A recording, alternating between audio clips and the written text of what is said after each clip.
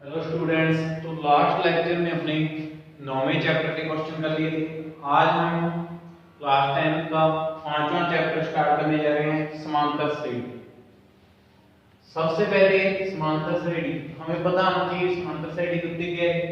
समांतर श्रेणी संख्याओं का एक क्रम होता है। संख्याओं का एक क्या होता है? क्रम, जिसमें पहले पद के अतिरिक्त यानी पहली संख्या को छोड़ के जो नेक्स्ट जितने भी पद आएंगे उनमें पिछली संख्या में एक स्थिर संख्या, यानी पिछले, जैसे एग्जांपल 2 4 6, जैसे इसमें कोई अचर कांस्टेंट सभी में वो ही जोड़ रहे हैं, ठीक है, तो वो एक क्या होती है? समांतर श्रेणी।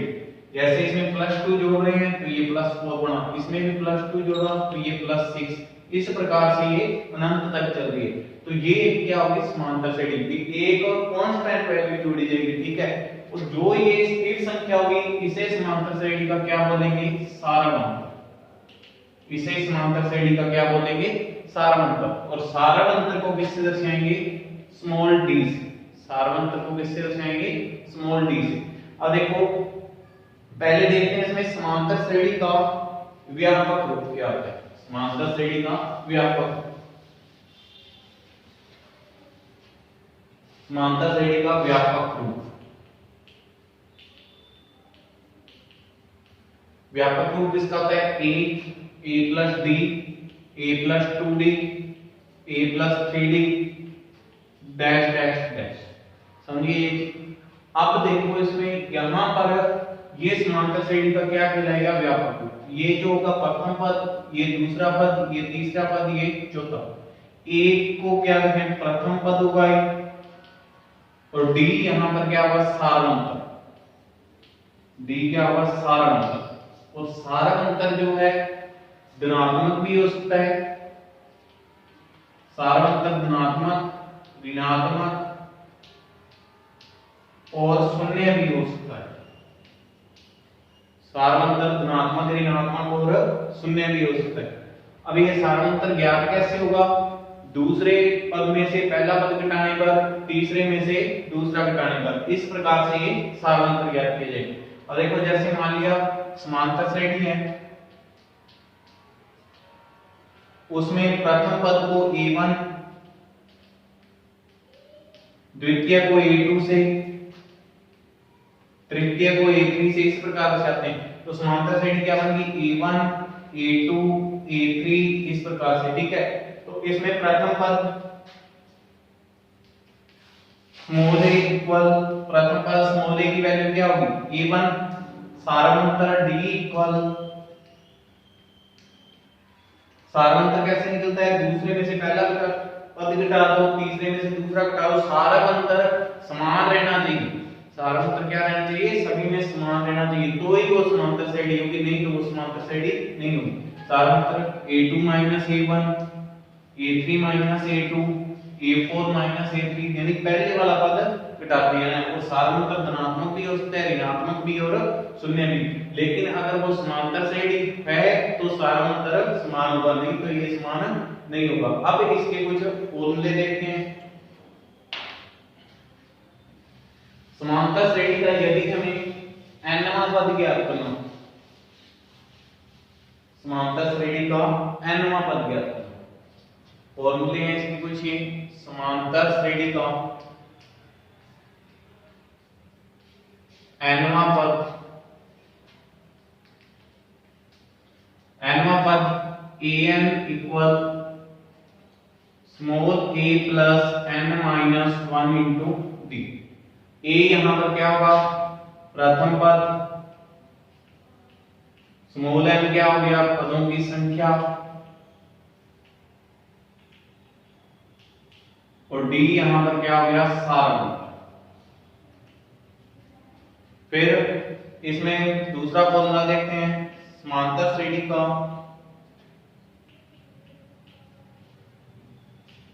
अंत से आठवां पद, अंत से आठवां पद। तो अंत से आठवां पद क्या होगा? ar equal an minus r minus 1 into D. r जो पद पूछा वो होगा, d यहां पर सारवंतर, जो यहां पर ये an है ये क्या होगा? अंतिम पद।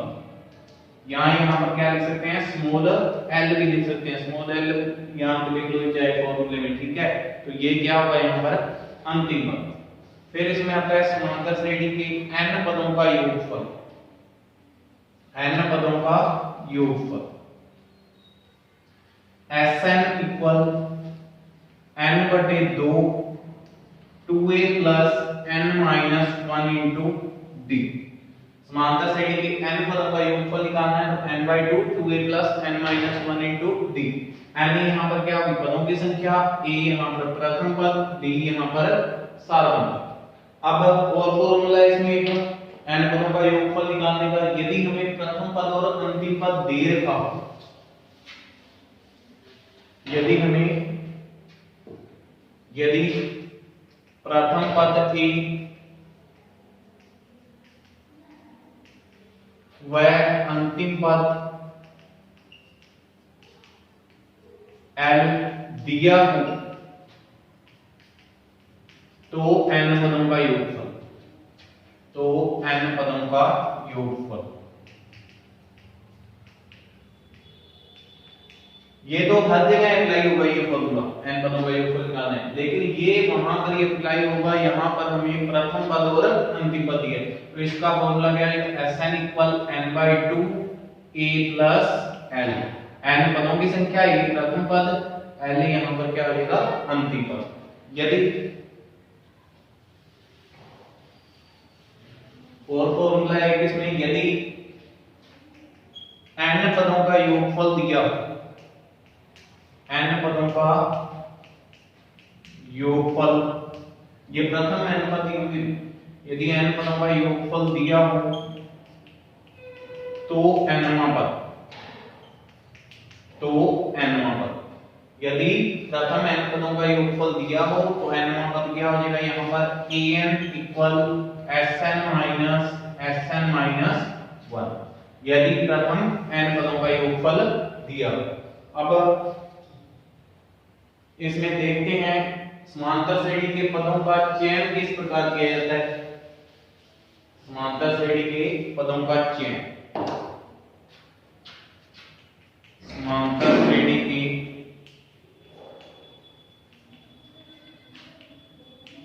पदों का चयन।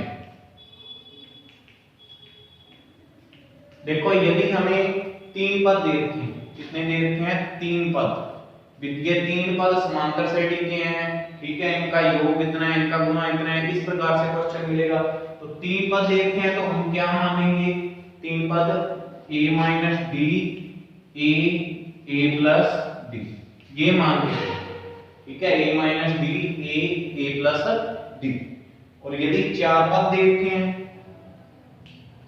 तो क्या मानेंगे, a minus 3d, a minus D, a plus D, a plus 3d।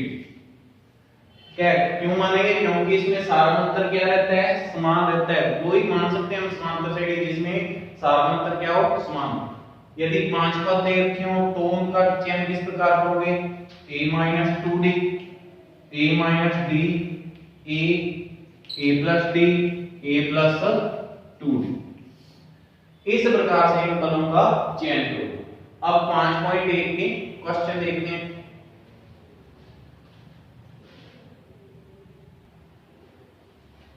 तो देखो भी इसके फर्स्ट क्वेश्चन में क्या दिया 5.1 की, ये समांतर श्रेणी, इसमें बोल का ये क्या है, समांतर श्रेणी है, तो इसका प्रथम पद और सारांतर ज्ञात करना है। इसका हमें क्या ज्ञात करना है, प्रथम पद और सारांतर। तो देखो यहाँ पर इस फर्स्ट की बात करें तो इसको मान के चलोगे a1 a2 a3 a4, इस प्रकार से समझिए ये चीज, ये पहला पद a1 a2 a3 a4। तो प्रथम पद a की वैल्यू इसमें कितनी आ गई, प्रथम पद a इक्वल a1 की वैल्यू कितनी है 6, तो इसका प्रथम पद कितना है 6 ही। सारांतर निकालें। अब सारांतर का फॉर्मूला बताया है, दूसरे पद में से पहला पद घटा लो, तीसरे में से दूसरा घटा लो, यहाँ इसमें चौथे में से तीसरा घटा लो, सारांतर समान ही होगा अगर वो समांतर श्रेणी है। तो a2 माइनस a1 कितना आ गया, a2 की वैल्यू कितनी है 9 माइनस 6 कितना आ गया 3, इसको करते 12 माइनस 9 कितना आएगा 3, 15 माइनस 12 कितना आएगा 3। सेकंड पुट करके देख लें, थर्ड और देखते हैं। प्रथम पद a की वैल्यू कितनी आ गई इसमें, प्रथम पद a 3/2, सारवंतर निकालते हैं इसमें, सारवंतर d equal a2 minus a1। a2 की वैल्यू कितनी है 1/2 माइनस 3/2। यहां से एलसीएम लेंगे, इसका एलसीएम कितना आ गया 2, ऊपर कितना आएगा 1 माइनस 3 तो माइनस 2/2 तो कितना आ गया माइनस का a। तो इसका सारवंतर कितना है माइनस a3 माइनस a2 से भी निकाल सकते हो a4 माइनस a3 से। और क्वेश्चन देखते हैं इसका,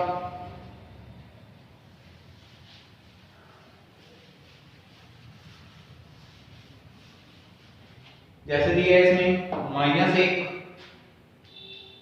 फिफ्थ है इसका -1, 1/4, 3/2। देखो इसमें प्रथम पद की वैल्यू निकालें, प्रथम पद a equal -1, सारवंतर d equal a2 minus a1, a2 minus a1। तो a2 माइनस a1 करते हैं 1/4, फिर माइनस a1 की वैल्यू यहां कितनी है -1 तो माइनस इंटू माइनस प्लस, तो 1/4 प्लस 1 इसके बटा कुछ नहीं है तो कितना मान सकते हैं 1। 4 और 1 का एलसीएम लेंगे कितना आ गया 4, 4 का 4 में डिवाइड करेंगे एक बार देगा 1 इंटू 1 फिर प्लस 1 का डिवाइड करेंगे 4 में, 4 का 4 इंटू 1 4 कितना आ गया 5 इंटू 1 में 4। तो ये इसका क्या है सारवंतर। बाकी इसके इसी प्रकार से करोगे फर्स्ट क्वेश्चन। सेकंड क्वेश्चन देखते हैं,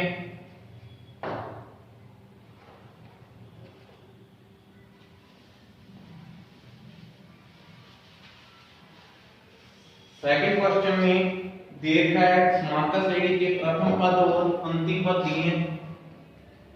प्रथम पद a दिया है इसमें -1 और सारवंतर d दिया है 1/2। ठीक है, समांतर श्रेणी है उस श्रेणी के प्रथम 4 पद लिखिए, उस श्रेणी के प्रथम 4 पद लिखिए। देखो ये हमने दे रखा उसमें प्रथम 4 पद निकालने, तो प्रथम पद a1 इक्वल कितना है -1, ये हो गया प्रथम पद a1 इक्वल -1। फिर द्वितीय पद a2 इक्वल में क्या रहेगा a1 प्लस d, यहां क्या कह सकते हैं इसमें a प्लस d, यहां क्या कर सकते हैं a प्लस d, यहां a1 में d जोड़ दो इस तरह a प्लस d। a की वैल्यू कितनी है -1 प्लस d की वैल्यू कितनी है 1/2। एलसीएम लेंगे यहां से 2 2 into -1 -2 प्लस 1 कितना आ गया -1/2। तृतीय पद निकालते हैं इसका, तृतीय पद a3 इक्वल में a प्लस d, इस प्रकार से लिखाया है उसका व्यापक रूप a plus d, a plus 2d, a plus 3d dash dash dash इस प्रकार से। ठीक है, तो तृतीय पद निकालना है तो क्या हो जाएगा यहाँ पर a प्लस 2d। एक तरीका और है क्या कर सकते हो a2 में d जोड़ दो। ठीक है, तो a प्लस 2d, a की वैल्यू कितनी है -1 प्लस 2 इंटू d की वैल्यू कितनी है 1/2, 2 से 2 कैंसिल तो -1 प्लस 1 कितना आ गया 0। फिर चौथा पद a4 equal a plus 3d, a की वैल्यू यहां पर कितनी है -1 प्लस 3 इंटू 1/2 तो -1 प्लस 3/2। एलसीएम लेते हैं, यहां से एलसीएम कितना आ गया 2 -2 प्लस 3 तो कितना आ गया 1/2। तो इसके प्रथम 4 पद ही पूछे। एक क्वेश्चन और देखते हैं इसका,